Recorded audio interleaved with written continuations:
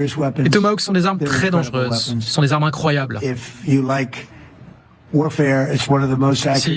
aimez la guerre, c'est quelque chose d'extrêmement précis.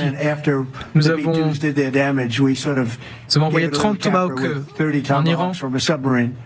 Nous avons tiré 30 Tomahawks depuis un sous-marin qui était assez éloigné du pays, mais ce sont vraiment des armes épatantes, des armes très puissantes. Mais elles sont très dangereuses. Mais il pourrait y avoir une escalade.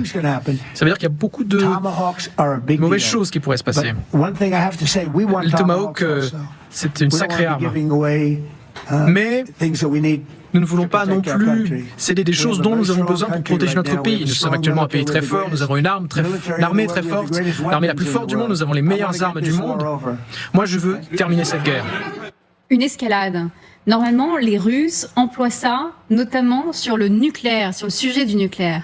Et au final, on apprend du côté du Kremlin qu'il s'agirait de ça, c'est-à-dire les Tomahawks, on ne sait pas s'ils porteront, oui ou non, une charge nucléaire. C'est pour ça que c'est une ligne rouge pour nous. Oui, alors ça fait partie vraiment d'une dialectique soviétique, consternante. Pourquoi? Parce que depuis le début de la guerre en Ukraine, les Russes utilisent tous les 4 matins des vecteurs, des missiles, qui sont susceptibles d'emporter une arme nucléaire. L'Iskander, le Kinjal par exemple, l'Orichnik plus récemment, et donc les Ukrainiens pourraient dire, et les Américains au secours des Ukrainiens, mais finalement ces missiles on ne peut pas savoir le jour où ils porteront une charge nucléaire plutôt qu'une charge conventionnelle.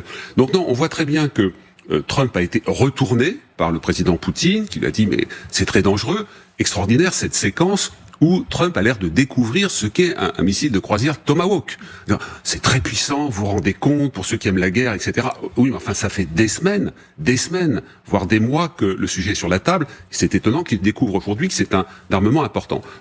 Seconde chose qui montre le côté, si vous voulez, truffé de fil blanc, c'est le fait de dire « Ah oui, on en a besoin ». Rappelez-vous, c'est ce que le secrétaire à la guerre, Pete Hegseth, avait utilisé il y a quelques mois pour couper l'approvisionnement en Ukraine d'un certain nombre de missiles, pas des Tomahawk, il n'y en avait pas, mais d'autres types de missiles pour les attaques MS, en disant « Nous n'en avons pas suffisamment ». Mais est-ce que ce n'est pas vrai un petit peu, Pierre Servan? C'est-à-dire que leurs stocks ne sont pas non plus conséquents du côté américain? Écoutez, 4000 Tomahawk en stock, dont des versions anciennes. Bon. Et il est de bonne guerre, entre guillemets, c'est le cas de le dire. En général, quand on donne de l'armement, on donne pas les missiles de toute dernière génération. Donc, ceux de version ancienne, c'est 1600 km de portée. Voilà, au lieu de 2500 théoriques, parce qu'en fait, avec une charge conventionnelle, le Tomahawk, véritablement, est très efficace et très précis à 1100, 1200 km. Bon. Donc, en tout cas, même à 1600 sur les modèles anciens, et donc on peut ramener ça à 900, ça reste une arme assez importante. Les Américains en ont besoin. D'ailleurs, Donald Trump sent bien, parce que ses conseillers communication le lui ont dit, donnez pas trop le sentiment qu'on est à court, puisque votre discours depuis maintenant plusieurs mois, c'est de dire, vous avez vu comme je suis fort. Ça fait tâche pour le ministère de la guerre, disons-le. Bah oui, exactement, de donner ce sentiment, voilà. Donc, et encore une fois, tout ça est cousu de fil blanc, parce que c'est maintenant, après l'appel de Poutine, que Donald Trump découvre qu'il n'a pas suffisamment, pauvre chéri, de missiles de croisière, et que par ailleurs c'est un armement très important. Non, le problème c'est qu'il a été retourné par Vladimir Poutine, et qu'on va vivre la même séquence qu'avant l'Alaska, car Poutine ne changera pas de pied. On dit souvent Trump varie, bien folle qui s'y fie. Poutine a l'avantage, dans la terreur, dans la prédation, d'être constant et d'avoir la même ligne. Donc on va vivre la même séquence avec une sorte de désamour, de dépit amoureux qui va réapparaître dans quelque temps. Et Trump n'arrive pas à se séparer de cette vieille relation, même si l'autre le balance, le balade, l'humilie, comme un amoureux déçu. Trump revient à l'attaque de Vladimir Poutine pour essayer de renouer le lien exceptionnel, particulier qu'il a avec lui. C'est assez tragique. Pourtant, Volodymyr Zelensky lui a dit directement, il a osé, et il a dit « Nous avons besoin de ces fameux Tomahawks ». Écoutez. Alors, bien entendu, nous sommes ici pour mettre un terme à cette guerre. On n'utilise pas seulement des Tomahawks dans cette guerre. Si on veut cibler des objectifs militaires, il faut des milliers de drones. Et ça accompagne ce genre de missiles. L'Ukraine dispose de ces milliers de drones, mais nous n'avons pas de Tomahawk. C'est pourquoi nous en avons besoin. Mais les États-Unis en produisent beaucoup. Les États-Unis disposent de Tomahawk et de missiles très puissants, mais ils peuvent également disposer de nos milliers de drones. C'est pour ça que nous pouvons travailler ensemble et nous pouvons renforcer la production américaine. Est-ce qu'il n'y a pas une autre ligne rouge, Pierre Servan, c'est-à-dire la présence potentielle de soldats américains sur le territoire ukrainien si des Tomahawks étaient donnés à l'Ukraine? Est-ce que, forcément, les Ukrainiens auraient besoin de soldats américains pour la mise en condition opérationnelle des Tomahawks? Oui, non. Oui, ils auraient besoin de soldats américains pour la mise en œuvre des Tomahawks, d'autant plus que les Tomahawks américains ne peuvent être tirés que des bâtiments de l'US Navy, c'est-à-dire des porte-avions, des sous-marins, etc. Et les Ukrainiens n'en ont pas. Donc ce qui nécessiterait le fait d'adapter les Tomahawks sur des avions ou sur d'autres plateformes. Donc, mais cette chose-là peut se faire en Pologne. Donc il est tout à fait possible d'aider les Ukrainiens à s'adapter. Ils ont une grande capacité en Pologne ou dans un autre pays européen, et ensuite les Ukrainiens transfèrent eux-mêmes, par leurs propres moyens, avec leurs soldats, ces outils dans leur pays. Donc on peut parfaitement, s'il y avait une volonté de le faire, on peut le faire sans exposer sur le terrain des soldats américains. En réalité, est-ce que les Ukrainiens ont vraiment besoin de ces Tomahawks sur le terrain? Ils ont déjà des missiles longue portée, même ceux qu'ils fabriquent eux-mêmes, les fameux Flamingo. Est-ce que là, Volodymyr Zelensky croyait plus en un message politique, ou plutôt avait-il vraiment besoin de ces missiles Tomahawk sur le terrain de guerre, Pierre Servan? Margot, je crois que vous avez raison. C'est surtout le message politique qui aurait été affiché à travers la livraison de missiles Tomahawk.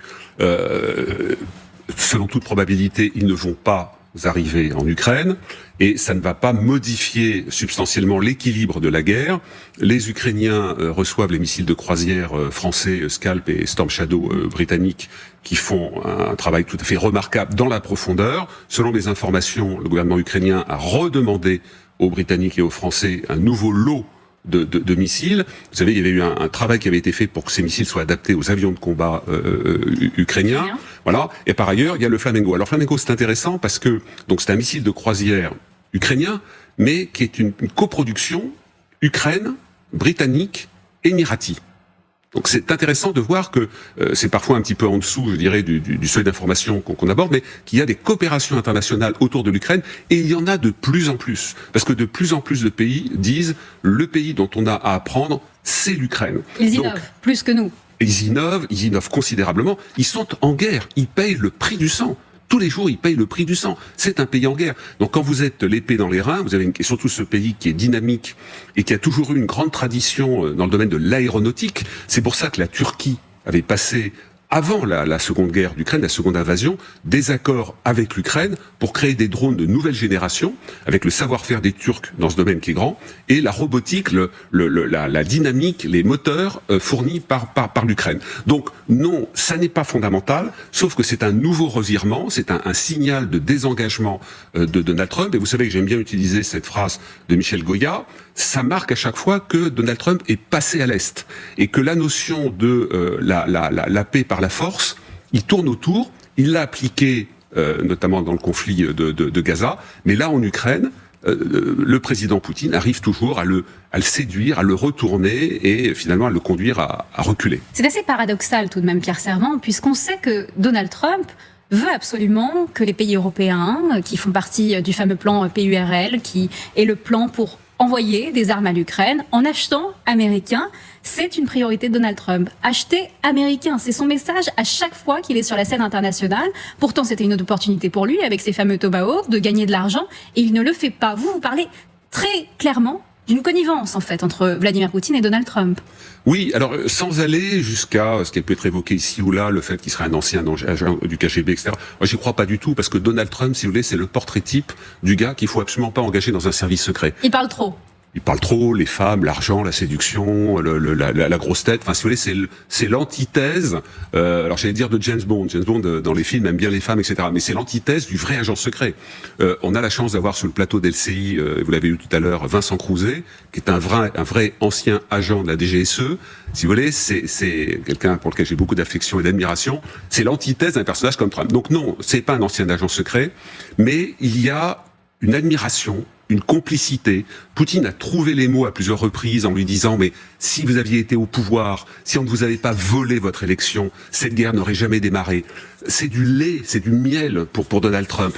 Il y a aussi cette conviction profonde que Trump a exprimée une fois, qui à mon avis joue beaucoup dans sa psyché, c'est « On a fait du mal à Poutine comme on m'a fait du mal. » On a monté... La fameuse chasse aux sorcières dont il parle tout le temps. Exactement. On a monté des procès en sorcellerie contre Vladimir Poutine, alors que si on l'avait écouté, si on l'avait compris, eh bien la suite n'aurait pas été celle-ci. Et c'est pareil pour moi. Et puis dernier point, Trump a une vision du monde qui est assez claire. Il y a les forts et les moins forts, les gagnants et les perdants. Pour lui, Poutine est un fort et un gagnant, encore que ces derniers temps, le grand talent de Zelensky, c'est de lui avoir montré, d'où la phrase sur le tigre de papier que Trump a utilisé face à l'armée russe, qui est une réalité.